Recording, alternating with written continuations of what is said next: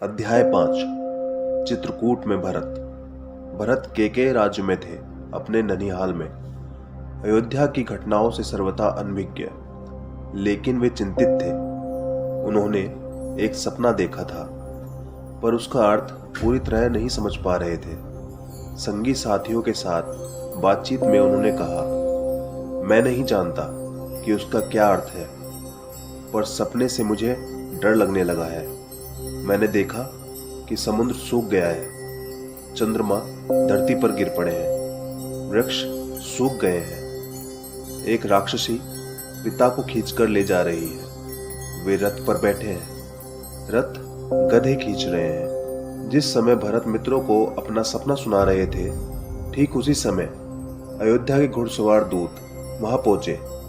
घुड़सवारों ने छोटा रास्ता चुना था, जल्दी पहुंचने के लिए। भरत को संदेश मिला, वे तत्काल अयोध्या जाने के लिए तैयार हो गए। ननिहाल में भरत का मन नहीं लग रहा था, उचट गया था। वे अयोध्या पहुंचने को उतावले थे। केकय राज ने भरत को विदा किया, 100 रथों और सेना के साथ। उन्हें घुड़सवारों से अधिक समय लगा, लंबा रास्ता पकड़ना पड़ा। सेना और रथ खेतों से होकर नहीं जा सकते थे। वे 8 दिन बाद अयोध्या पहुंचे, नदी पर्वत लांघते, थके हुए और चिंतित। भरत ने अयोध्या नगरी को दूर से देखा। नगर उन्हें सामान्य नहीं लगा, बदला बदला सा था। अनिष्ट की आशंका उनके मन में और गहरी हो गई। यह मेरी अयोध्या नहीं है, क्या हो गया है इसे? उन्होंने पूछा। सड़कें सूनी हैं, बाग बगीचे उदास हैं। सब लोग कहाँ गए? वह तुमुलनाद कहाँ है? पक्षी भी कलरव नहीं कर रहे हैं। इतनी चुप्पी क्यों? किसी ने भरत के प्रश्नों का उत्तर नहीं दिया। नगर पहुंचते ही भरत सीधे राजभवन गए, महाराज दशरथ के प्रासाद की ओर। महाराज वहां नहीं थे। फिर वे केकई के महल की ओर बढ़े। मां ने आगे बढ़कर पुत्र को गले लगा लिया, परंतु भरत की आंखें पिता को ढूंढ रही थी। उन्होंने मां से पूछा, मां, पिताजी कहाँ हैं? केकई ने कहा, पुत्र, तुम्हारे पिताजी चले गए हैं वहां जहां एक दिन हम सबको जाना है। उनका निधन हो गया है। भरत ये सुनते ही शोक में डूब गए, पछाड़ खाकर गिर पड़े, विलाप करने लगे। मां केकई ने उठाया, ढांढस बंधाया, कहा, उठो पुत्र, यशस्वी कुमार शोक नहीं करते। तुम्हारा इस प्रकार दुखी होना उचित नहीं है। अपने को संभालो। क्या से क्या हो गया? भरत यह मानकर चल रहे थे कि पिता राज्याभिषेक की तैयारी में व्यस्त होंगे। सब कुछ उल्टा हो गया। उन्होंने मेरे लिए कोई संदेश नहीं दिया? भरत ने मां से पूछा। नहीं। अंतिम समय में उनके मुंह से केवल 3 शब्द निकले, हे राम, हे सीते, हे लक्ष्मण। तुम्हारे लिए कुछ नहीं कहा। भरत व्याकुल थे, विकलता बढ़ती जा रही थी। वह तुरंत राम के पास जाना चाहते थे। महाराज ने उन्हें वनवास दे दिया है, 14 वर्ष के लिए। सीता और लक्ष्मण भी राम के साथ गए हैं। केकई ने भरत का मन पढ़ते हुए कहा। वह जानती थी कि भरत यहाँ से सीधे राम के पास ही जाएंगे। परंतु वनवास क्यों? भ्राता राम से कोई अपराध हुआ? राम ने कोई अपराध नहीं किया। महाराज ने उन्हें दंड भी नहीं दिया। इसके लिए मैंने महाराजा दशरथ से प्रार्थना की थी। मुझे तुम्हारे हित में यही उचित लगा। मैं तुम्हारा अहित नहीं देख सकती थी। केकई ने कहा। वरदान की पूरी कथा सुनाते हुए उन्होंने कहा, उठो पुत्र, राजगद्दी संभालो। अयोध्या का निष्कंटक राज्य अब तुम्हारा है। भरत अपना क्रोध नहीं रोक सके, चीख पड़े, यह तुमने क्या किया माते? ऐसा अनर्थ, घोर अपराध। अपराधनी हो तुम। वन तुम्हें जाना चाहिए था, राम को नहीं। मेरे लिए यह राज अर्थहीन है। पिता को खोकर, भाई से बिछड़कर। नहीं, नहीं चाहिए मुझे ऐसा राज्य। इस बीच मंत्रीगण और सभासद भी वहां आ गए। भरत बोलते रहे, तुमने पाप किया है माते। इतना साहस कहां से आया तुम में? किसने तुम्हारी बुद्धि भ्रष्ट की है? उल्टा पाठ किसने पढ़ाया? यह अपराध अक्षम्य है। मैं राजपद नहीं ग्रहण करूंगा। तुमने ऐसा सोचा कैसे? सभासदों की ओर मुड़ते हुए भरत ने हाथ जोड़कर कहा, आप भी सुन ले। मेरी माँ ने जो किया उसमें मेरा कोई हाथ नहीं है। मैं राम की सौगंध खाकर कहता हूँ, मैं राम के पास जाऊंगा, उन्हें मना कर लाऊंगा, प्रार्थना करूंगा कि वे गद्दी संभालें, मैं दास बनकर रहूंगा। भरत बहुत उत्तेजित हो गए थे, स्वयं पर नियंत्रण नहीं रख पाए।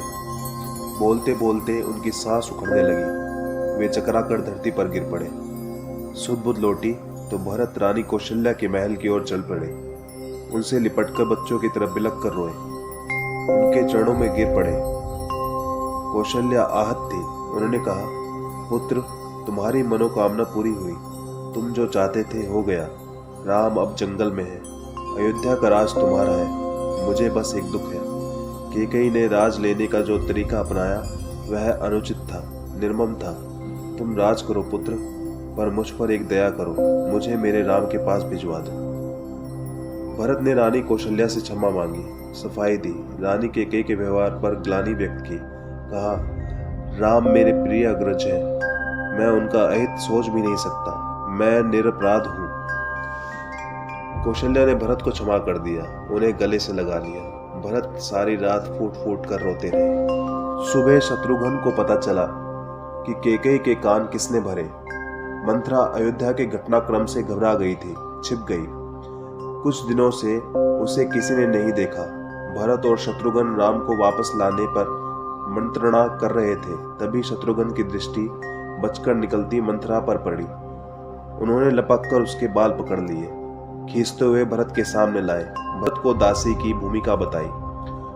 शत्रुघ्न उसे जान से मार देने के लिए उद्यत थे। भरत ने बीच बचाव किया। मुनि वशिष्ठ अयोध्या का राज सिंहासन रिक्त नहीं देखना चाहते थे, खाली सिंहासन के खतरों से वे परिचित थे। उन्होंने सभा बुलाई, भरत और शत्रुघ्न को आमंत्रित किया। भरत से कहा, वत्स, तुम राजकाज संभालो, पिता के निधन और बड़े भाई के वनगमन के बाद यही उचित है। भरत ने महर्षि का आग्रह अस्वीकार कर दिया। बोले, मुनिवर, यह राज्य राम का है, वही इसके अधिकारी है, मैं यह पाप नहीं कर सकता। अब हम सब वन जाएंगे और राम को वापस लाएंगे। वन जाने के लिए सभी तैयार थे। भरत ने सबके मन की बात कही थी। सबकी इच्छा थी कि राम अयोध्या लौट आए। अगली सुबह भरत सभी मंत्रियों और सभासदों के साथ वन के लिए चले, गुरु वशिष्ठ के साथ। नगरवासी भी थे। अयोध्या की चतुर्गिणी सेना तो थी ही। राम तब तक गंगा पार कर चित्रकूट पहुंच गए थे। वहां एक आश्रम था महर्षि भरद्वाज का, गंगा यमुना के संगम पर। राम आश्रम में नहीं रहना चाहते थे ताकि महर्षि को असुविधा ना हो। महर्षि ने उन्हें एक पहाड़ी दिखाई, सुंदर स्थान, सुरम्य दृश्य, पर्णकुटी वहीं बनाई गई। भरत को सूचना मिल गई थी, वे चित्रकूट ही आ रहे थे, पूरे दलबल के साथ। सेना के चलने से आसमान धूल से अट गया, हर ओर कोलाहल। वे श्रृंगवेरपुर पहुंचे। निषाद राज गुह को सेना देखकर कुछ संदेह हुआ। कहीं राजमद में आकर भरत राम पर आक्रमण करने तो नहीं जा रहे हैं। सही स्थिति पता चली तो उन्होंने भरत की आगवानी की।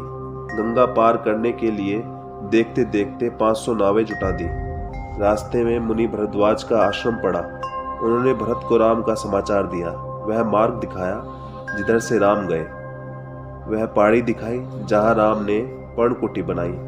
अयोध्या वासियों ने रात आश्रम में ही बिताई, इस संतोष के साथ कि राम अब दूर नहीं है। आगे जंगल घना था।